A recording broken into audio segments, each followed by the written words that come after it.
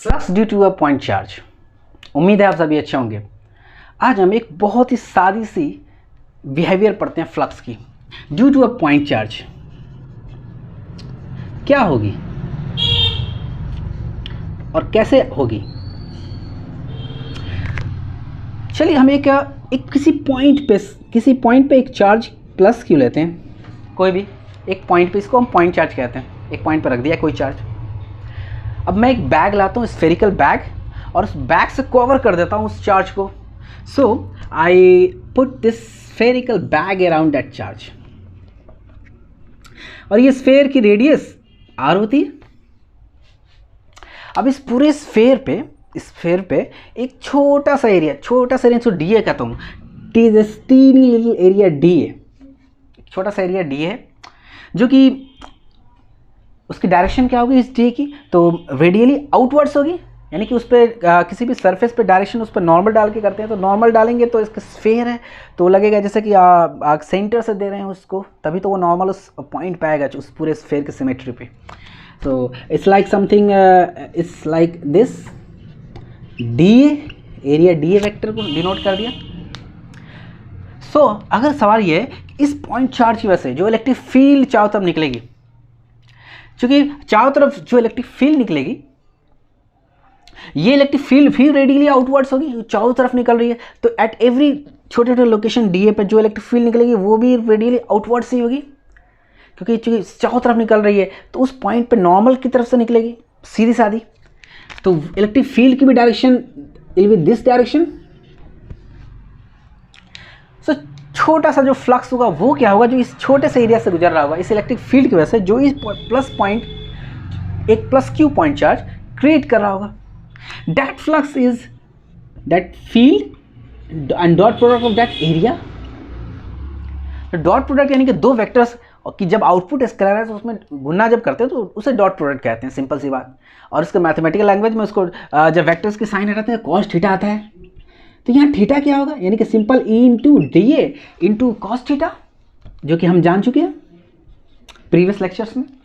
या थीटा क्या है, this is D is radially outwards, electric field is radially outwards, यानी रेडियस की तरफ से बाहर निकला हुआ, ये मतलब है रेडियली आउटवर्ड्स। यानी एक्चुअली ये नॉर्मल है, ये कहना चाहता हूँ, ये नॉर्मल है। नॉर्मल यानी कि 90 डिग्री है, उस सरफेस पे 90 डिग्री है। और चूंकि एक बाय कन्वेंशन है कि अंदर से बाहर को डायरेक्शन लेते हैं, ठीक है। तो दिस इज cos 0 इज 1, तो सिंपली फ्लक्स क्या होगी, छोटी सी फ्लक्स होगी डी फाई, वो क्या होगी ई डी ए हो जाएगी, छोटी सी फ्लक्स डी फाई हो जाएगी। ये कॉस कैसे हो गया, ये कॉस की साइन है, तो cos 0 1, cos 90 0, और cos 180 यानी cos पाई क्या हो जाएगी -1। Very simple.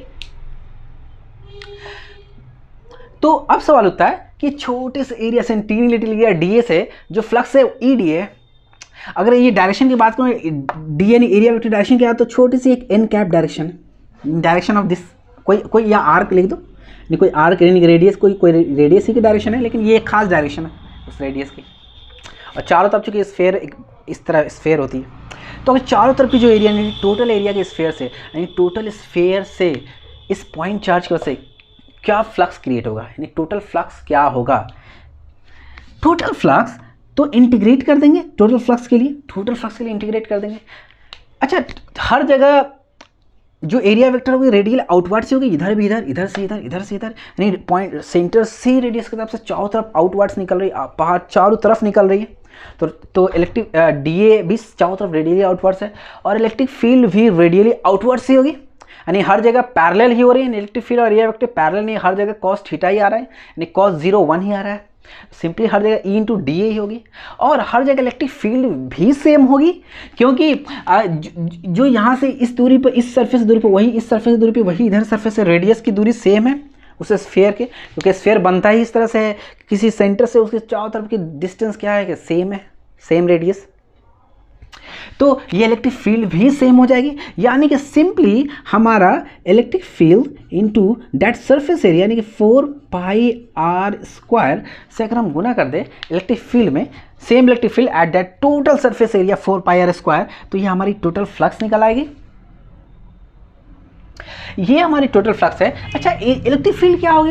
इलेक्ट्रिक फील्ड की वैल्यू भी रख लेते हैं। हमारी इलेक्ट्रिक फील्ड की वैल्यू क्या आएगी? क्योंकि सेम दूरी पे है, सेम इलेक्ट्रिक फील्ड है, तो वैल्यू क्या आएगी इलेक्ट्रिक फील्ड की? 1/4 pi epsilon naught q by r square.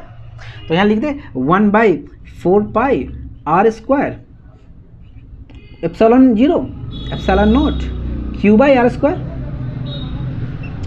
और ये इंटू 4 पाई आर स्क्वायर, और ये कट गया 4 pi r square, and what you left with that flux is equal to q by epsilon naught, and this is the result. क्या मतलब है इस result का?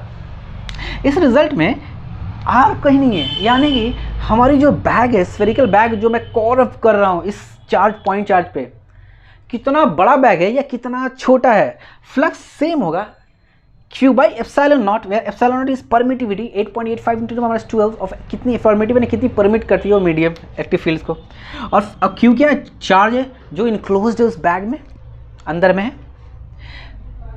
इससे क्या मतलब है? ये कि बैग कितना छोटा है या स्फेरिकल बैग कितना बड़ा है, इससे क्या मतलब कितना बड़ा है कितना छोटा हो तो फ्लक्स सेम होगा। फ्लक्स का मतलब वो जो फ्लो है ना, फ्लो, अगर मैं ये कहूँ जैसे हमने कहा था एग्जांपल कि एयर की फ्लो है, तो चाहे बैग कितना छोटा या कितना बड़ा स्फेरिकल बैग हो, हवा तो सारी ही निकल जाएगी जब फ्लो आउट होगी। तो amount of the air that flow out come out, और जो फ्लो आउट, फ्लो से हमने फ्लक्स को बताया था, सेम होगी चाहे बैग छोटा हो या बैग बड़ा हो। So it doesn't matter. So this 5 flux will be, the total flux will be q by total charge जो इनसाइड है by epsilon naught. Hope you are doing well. उम्मीद करते हैं कि आप इसे बेहतर समझोगे। कंटिन्यू करते हैं हमारे साथ।